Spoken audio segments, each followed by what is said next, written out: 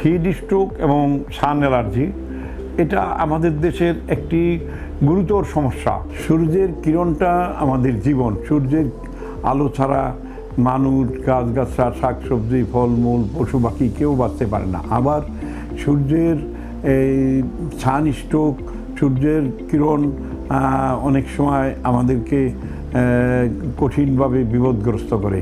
সূর্যের ভিতরে চলা একটু বিপজ্জনক, তাই আমাদের দেশে ছাতা ব্যবহার করে, সানস্ট্রোক থেকে বাঁচার জন্য বিভিন্ন রকম ছায়া ব্যবহার করে। অনেক ক্ষেত্রে গাছের ছায়া আমাদের জন্য অনেক উপকারী।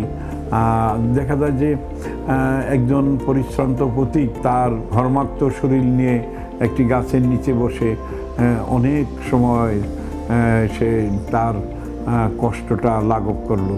অতএব এই যে গাছ এক সময় আমাদের জীবন, গাছ আমাদের প্রাণ। এই গাছের ছায়া আমাদেরকে অনেক স্নিগ্ধ করে।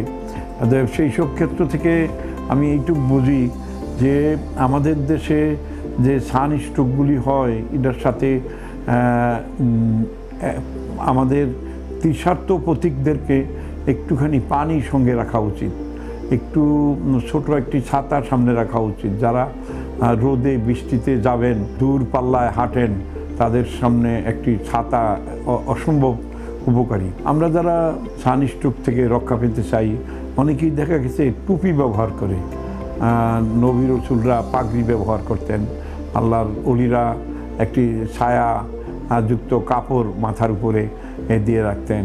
মেয়েরা বড় করে পরে বোরকা পরে এবং বোরকার সামনের কাপড়টি টেনে দিয়ে রৌদ্র থেকে বেঁচে থাকেন।